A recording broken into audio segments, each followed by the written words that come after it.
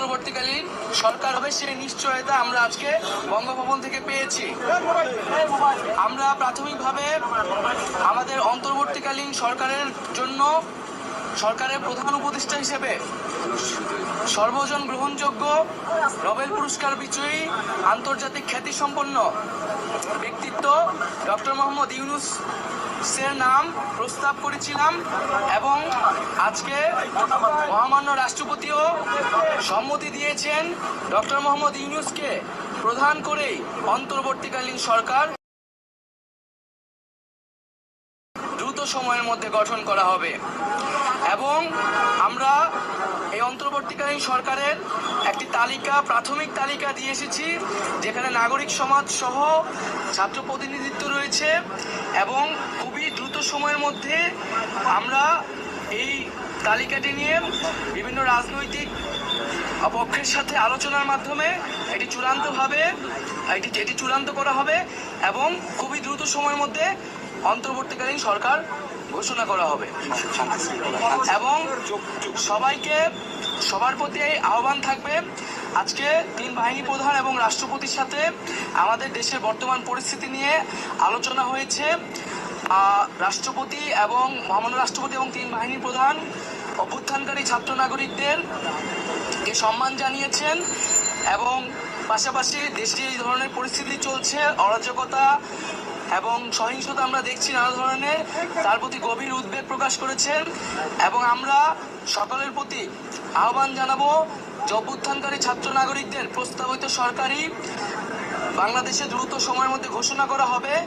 জনগণ যাতে সেই আস্থাটি রাখে এবং আমাদেরকে অবশ্যই সরকারি স্থাপনা, রাষ্ট্রীয় সম্পদ এবং আমাদের যে সংখ্যালঘু সম্প্রদায় রয়েছে তাদেরকে রক্ষা করতে হবে এবং পুলিশ বাহিনীকে, আইন শৃঙ্খলা বাহিনীকে পুনর্গঠনের মাধ্যমে দ্রুতই জনগণের মধ্যে শান্তি শৃঙ্খলা ফিরিয়ে আনার জন্য নিয়োগ করা হবে।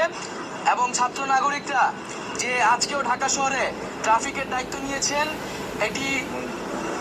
এটি মন্দির পাহারা দিচ্ছেন, এটিকে সবাই প্রশংসা করেছেন এবং দেশের আইন শৃঙ্খলা বাহিনী ফিরে আসা না পর্যন্ত আমাদেরকে সবাইকে সতর্ক থাকতে হবে এবং আমাদেরকে এই যে কোনো ধরনের নাশকতা যাতে না হয়, লুটপাট যাতে না হয়, সেজন্য ছাত্র জনতাকে পাহারা দিতে হবে, সতর্ক অবস্থানে থাকতে হবে।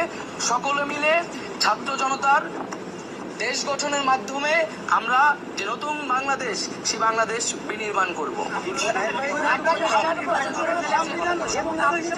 নির্বাচন দিতে হবে এই বিষয়ে আপনারা কোনো স্পেসিফিক আলোচনা করছেন কিনা? হয়েছে কিনা? আমি এটা একটু বলে দিই, হ্যাঁ, তাই তোমার অনুমতি নিয়ে বলছি। আমাদের এই তালিকা যেহেতু চূড়ান্ত হয় না, এটা এখন প্রকাশ করা হবে না। আর অন্যান্য বিষয়ে আলোচনা চলছে, কতদিনের সরকারি হিসেবে আলোচনা চলছে। সেটা আমরা 10 থেকে 15 জনের একটা প্রাথমিক তালিকা দিয়েছি। সেই তালিকাটি এখন আমরা প্রকাশ করব না, যেহেতু এটা একটা প্রাথমিক। সেটা আমরা আরো চূড়ান্ত করে দ্রুত সময়ের মধ্যে, সেটা প্রায় 24 ঘন্টার মধ্যেই সেই তালিকা সহ আপনারা অন্তর্বর্তীকালীন সরকারের ঘোষণাটি দেশবাসী পেয়ে যাবে।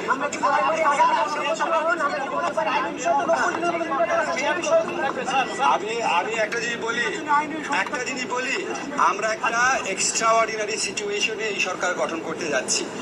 এক্সট্রাঅর্ডিনারি সিচুয়েশনে সরকার গঠনের ক্ষেত্রে বিভিন্নভাবে এটাকে বৈধতা দেওয়ার সাংবিধানিক রীতি আছে, নিয়ম আছে, সেটা ফলো করা হবে। সরকারের মেয়াদ এখনই ঠিক করা হয়নি, ওইটা আমাদের এই ছাত্র জনতা, আমাদের যারা সমন্বয়করা, ওনাদের প্রস্তাবক্রমে ডক্টর মোহাম্মদ ইউনূসকে তত্ত্বাবধায়ক সরকার প্রধান হিসাবে আমাদের রাষ্ট্রপতির সম্মতি জানিয়েছেন। অন্তর্বর্তীকালীন সরকার হিসাবে উনি আসার পর এই ব্যাপারে একটা ঘোষণা আসবে। আমি আপনাদেরকে অনেক কথা বলি, অনেক ব্যাপারে। আজকে আমি শুধু দুটা কথা বলার জন্য আসছি। একটা হচ্ছে, আমি আমাদের ছাত্র যারা সমন্বয়ক আছে, নাহিদ, আসিফ, তারপরে আপনার হাসনাত, সার্জিদ, বাকের, আজকে ওদের সহ অন্যরা, মানে মূলত আলোচনা করেছে তো 4 জন। তো ওদের যে আলোচনার স্কিল দেখেছি, ওদের যে আলোচনার আউটকাম দেখেছি, এটা একটা মুগ্ধ করার মতো। মানে আমি নিজে বিশ্বাস করতে পারি না আমরা এত ম্যাচিউরলি সবকিছু এত ডিল করতে পারি।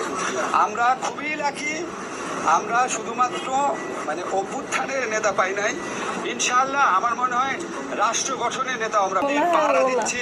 এটা ওরা অনেক প্রশংসা করেছেন এবং ওনারা আমাদের প্রতিনিধিরাও আমাদের পক্ষ থেকে ধন্যবাদ জানাই। প্রধান উপদেষ্টা যখন সিদ্ধান্ত হয়ে গেছে তখন কালকে শপথ অনুষ্ঠান বা সরকার গ্রহণ বা কার্যক্রম শুরু করার পর আরেকটা সম্পূর্ণ বিষয়, ডক্টর ইউনূস দেশে নেই, আমরা জেনেছি আপনার সাথে কথা হয়েছে, উনি দেশে ফিরেছেন কিংবা কবে ফিরবেন? আমরা ওনার একটি মাইনর অপারেশন আজকে হয়েছে, উনি আগামীকালই দেশের উদ্দেশ্যে রওনা হবেন।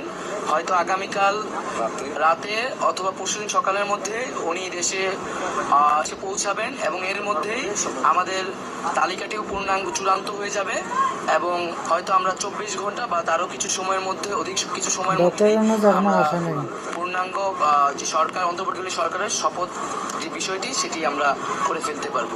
বিভিন্ন গণমাধ্যমের কথা বলেছেন, গণমাধ্যমের প্রতি বিভিন্ন হামলা হচ্ছে, বিষয় কি